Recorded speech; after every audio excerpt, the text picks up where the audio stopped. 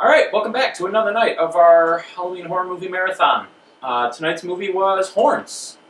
And I'll let you go first. Acting, what did you think? It was a 5. Everything was phenomenal. Some of the best acting I've ever seen. You know, it's funny, we just had this conversation in the other video about, how can you give something a 5 for acting, and what would perfect acting or 5 out of 5 look like? This. Everyone in here was astoundingly believable in their roles. Every person did an immaculate job. Even the kids, when they were all the younger versions. Yep. Everything was incredibly believable, very well acted. Definitely a 5. Mm-hmm. Effects. You go first, because I'm still on the fence. It's going to sound petty, but... I'm going to give it a 4. Wasn't perfect, but everything that wasn't perfect was damn near, so I could forgive it. Mm-hmm. That's where I'm on the fences. I almost wanted to say 5, but there was just one or two things. Really, the one that bugged me through the whole movie, the horns look amazing, the wings were good. They were pretty good. I've seen better wing effects in other movies, but these weren't bad at all. The snakes, half the time were real, the other half the time when they were CGI, like the attack in the car. You could tell it was CGI, but it wasn't bad CGI. It wasn't until the very end where they were constricting him, and you could see there was no constriction marks anywhere, there was clearly nothing. Which, I don't know why they didn't just get, some green rope and do it, and then, do it out in post or something, but that was the one part where it wasn't good CGI. All the rest looked great. But I don't want to give it the 5, so 4. Definitely a 4. My favorite part, and probably one of my most favorite visual moments in any movie now, is when he got lit on fire in the car. That initial flame up right over his face. I was like, oh shit. Yeah. That's gonna stick with me. The gore effects, the few times they did them, when they blew the guy's head off at the end, that looked amazing. Yeah. That was... All the effects were immaculate. I can't give it a 5, but it's right there. If we were doing halves, this is 4.8. If they wanted to slow down when he was turning into just the ash, the charcoal. Yeah. They could have slowed that down, and turned it into a 5-minute scene of just us watching him turn from lava to ash. I was like, that's pretty cool looking. The whole lava effect thing looked good too. There was a lot of effects here that lots of movies fuck up that they did really good. Yep. Like I said, the wings weren't perfect, and the CGI snakes at the end, everything else was amazing. Yep. Definitely a 4. Story. I'm going to go first on this one. I'm giving this one a 5. I loved this story from the very beginning, when they first started getting into it. I think I said it while we were watching, is that I love this story. Just the whole concept of it from the get-go, of him having the horns and the effect he's going to have and everyone and all that. I love the direction it took from the beginning. And I know I just told you this, I can't stand Joe Hill. I started reading his first book, Heart-Shaped Box. It was terrible. I could not get into it. I've tried multiple times.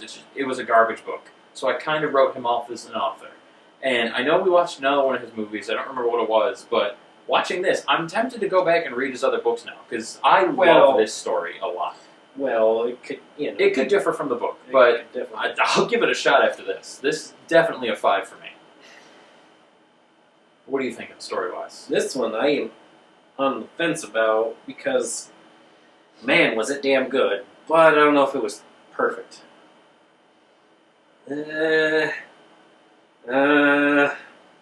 I don't say you have to give it a 5, but I am very confident with the 5 I gave it. This one, yeah.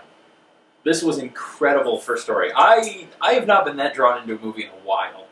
That was really good. This is climbing up almost close to Mad Max. This was incredible. Yeah, I'm gonna give it a 4. I mean, it was great. It was fantastic. It's one of the better ones I've seen. But there were some slow points in the movie that kind of drug on a little bit for me. Mm-hmm. There was it was a little predictable for me. Like I said right from the get, it was probably gonna be Lee, and sure enough, it was. Yeah. Spoiler alert. So yeah, that should be implied by now. I gotta give it a 4. I can't give it a perfect score, but it's damn near close. Scare factor. This one, I hate to do this because I want to keep it up there, but no, the scare factor for me, I gotta go with the 3. Because it's just...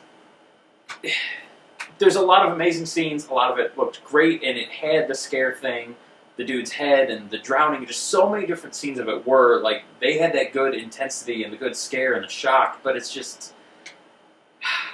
You know what? I'm going to change it. I'm going to go with a 4. I have to. I have to change it because I have to put it above average. Like, I'm not saying it scared me, but there were a few here that I got. Like, I understood where the creep was coming from, and yeah, I have to give it a 4. This was really good. Really? Yeah. I think this is probably as close as I'm going to come. There was some really good creep factor. I think in you're a lot letting of that, the- I some think- really I think- shocky scenes. I think you're letting the rest of your love for the movie influence your decision on that. It should be lower. I'm going to give it a 2. I mean, like you said, there were some good visual images, but for the most part, it wasn't scary at all. There were no visually creepy or suspenseful images. I don't know. It just... It wasn't a horror movie at all. Mm-hmm. And I don't think they were going for anything to be scary. I think it was just more of a unique romantic drama. So I got to give it a 2. It's definitely below average in scares. All right, so overall, this got a 4. Solid. It actually averaged out to a 4, maybe slightly higher. So yeah, this I'd say better than the rest we've seen so far. This would be my most recommended for the year, assuming nothing else is better. Absolutely, not a horror movie, but other than that, it's damn near perfect to a great movie. Yeah. Which is surprising because it's got mediocre reviews. Yeah, I didn't really hear much about the movie. I remember seeing the initial trailer, and then it just kind of, I don't remember hearing anything else. It kind of fell off the radar, and usually when that happens, it's because the movie's, subpar. It doesn't draw people's attention. But no, this was great. I don't understand how this wouldn't have got rave reviews. Yep. So, yeah, if you're looking for one to watch, like you said, maybe not necessarily horror. Although, I don't know. Depending on how squeamish or easily unsettled people are, it could fit. Mm-hmm. For someone that doesn't like horror movies, this would be more than enough to freak you out. But yeah, great movie. Highly recommended. Go give it a watch, and then come back and join us again tomorrow. Definitely Daniel Radcliffe's best work ever. Oh yeah, Better this than was Harry amazing. Potter. Very convincing accent, too. Mm-hmm. Yep. All right, that's it. Go watch Horns. It was good. See you next time.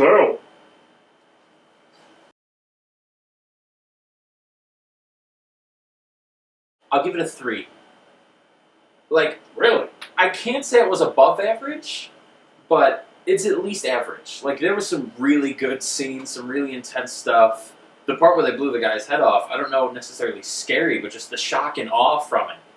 And some of the visuals and the part where he's under the logs drowning. Trooper!